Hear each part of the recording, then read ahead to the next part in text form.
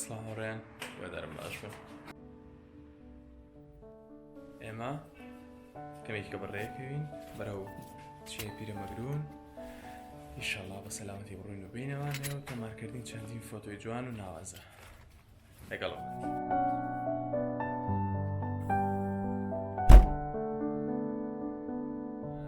چوومە شوێن کاک پێشڕۆوە و کاک پێشڕۆ بۆتە لە سڵاو نیشتمایە خەشن هاوڕێیان ئەحواڵدان هیوام سەلامەتی بۆ هەموو لایەکە.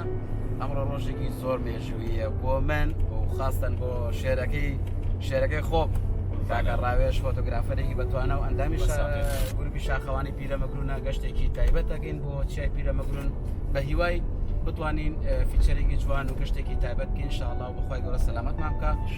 سوپاس بۆ بینیتەوە بۆ ڤیدیۆیە. سەلامەت دەست خۆش کاکبارش جا لەگەڵمانە بن تا کۆتایی گەڕانەوە. ئێمە ئێستا گەشتینە ئەو شوێنێکە سەرەکی لێدانین چوین بە شوێن هاوڕێکی کەمانە پاشان ئێساشەکانمە هەڵەگرین ئەچینە ناو بازاڕەکە هەنێک پێداویستی کەمی ترە کڕین و بەڕێەکەوین لەگەڵمانە.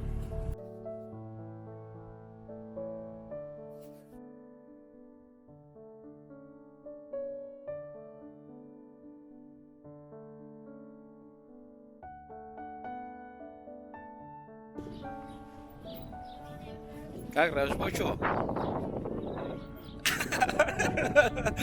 لەش ساغ بێت بە هیوای گەشتێکی خۆش هیوای سەلامەتی. دوێ ئەوەی کە چوینە ناو بازار تاوەکو وانێک پێداویستی بکڕین کە نەمان کڕی بوو لە پاشان خواردنەوەی چایەکی گەرم وردەوردە دەستمان کرد بە گەشتەکەمان بەرەو چیای پیرەمەگرون.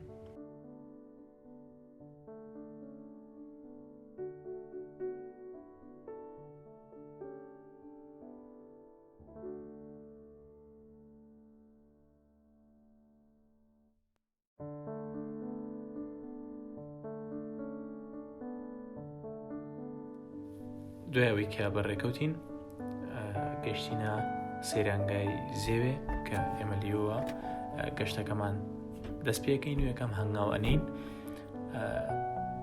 خۆمان ئامادەکەین جانتاکانمانە بەستین و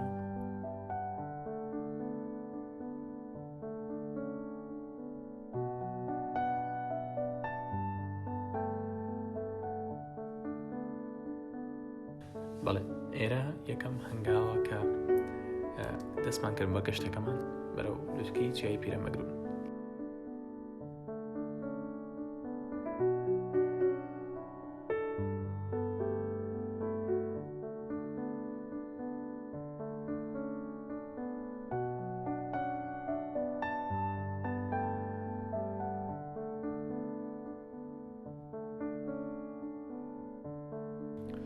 گەشتنمان لێرەدا ئیسراحەتێکی کەممان کرد و بەڕاستی دیمەنێکی زۆر ناوازە و زۆر تایبەتی هەبوو. هەروەها هاوڕێم کاک پێشڕۆ سەیری بەشی سەرەوەی چیاکە کات و سەختیەکان لێگەیاتەوە و ئەڵێت کۆڵ نایی.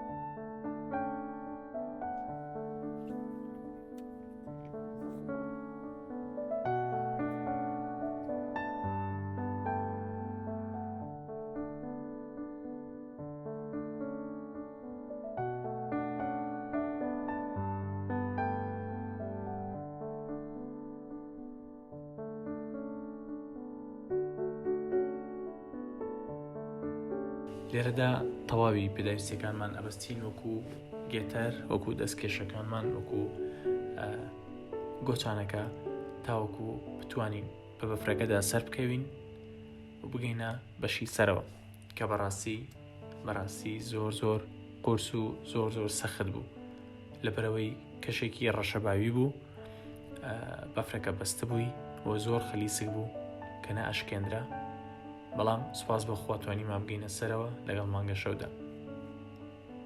لە پاشان ڕێکردن بەرەو لوتکەی پیرەمەگرون بەداخەوە کە سەوتەکە ڕەشەبای زۆری تیا بوو نەمتوانی سەوتەکان بە جوانی بگوازمەوە، بەڵام بەڕاستی هەستێکی زۆر خۆشم هەبوو بۆ یەکەمین جار توانیم بە شەو ریکۆردە بشکێنین و بکەینە لووتکەی چیای پیرەمەگرون بە بەفر کە ئەوە زۆر دڵخۆشی کردم. بەڕاستی هەستێکی زۆر تایبەت بوو. سڵاوڕێن بەینتان باش. بەڕاستی شوێکی ڕەشەباییمان بەسەر برد، هەرچەند ئێمە لەم کابینەیە بووین، بەڵام ڕەشەبایەکی زۆری هەبوو. سپاس بخۆتە ئێستا سەلامەتی شەبین. جا ئێستا ئەمانەیە ڕسم بگرین بەیانیە جەوەکە چۆنە سیرکەن. کە جوانە. ساعت 6 بێنێ.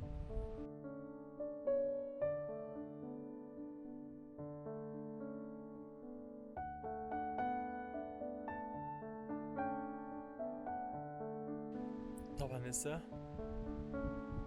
ئەنە کاری فۆتۆگرافیەکەم لەمایانی زۆیە زۆر تایبەتە لەگەڵ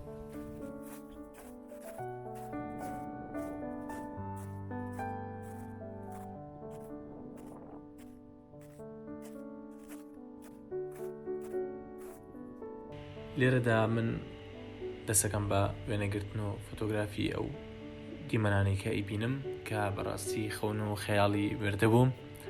ئاگام لە هیچ شتێک نەما بوو، تەنها ئەوەی کە چۆن بتوانم جوانترین وێنە بچرکێنم و بیگوازمەوە کە بەڕاستی زۆر تایبەت بوو.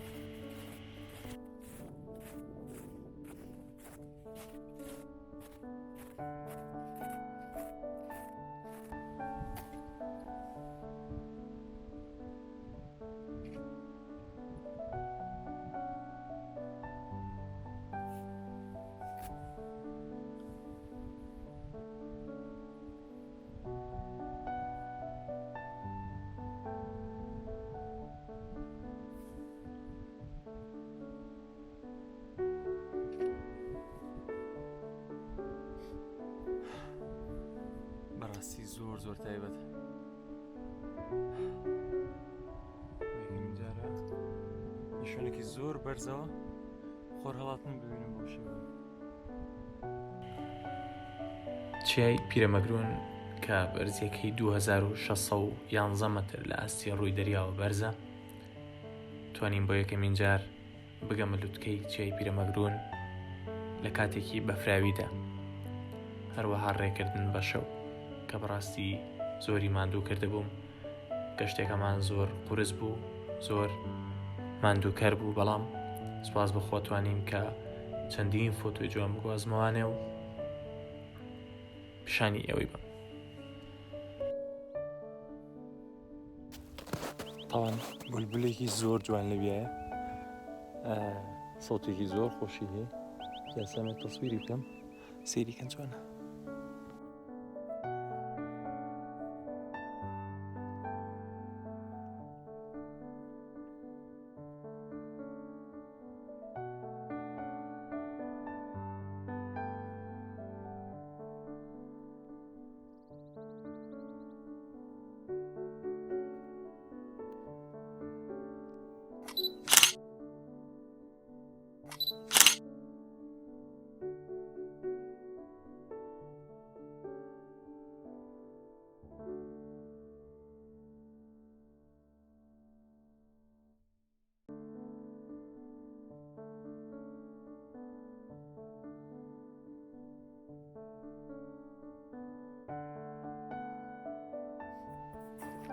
ئازیزانم، ئێمە گەشتی ئەم جارەمان کۆتایی بێنە کە لەسەر لووتکەی چیای پیرەمەگرونین. پاشێمێکی ترەگەڕێنەوە خوارەوانێ. سپاس بخوا فۆتۆی زۆر باشم دەستکەوتووە، ڤیدیۆی زۆر باشم دەستکەوتووە. ئینشەڵڵا بۆتانە گوازمەوە. ئێوەش بیرتان نەچێت سبسکرایبی چەناڵەکەم بکەن لە یوتیوب، هەروە لە ئینستاگرام و لە فەیسبوک لایک و فۆڵۆ بکەن. بیرتان نەچێت.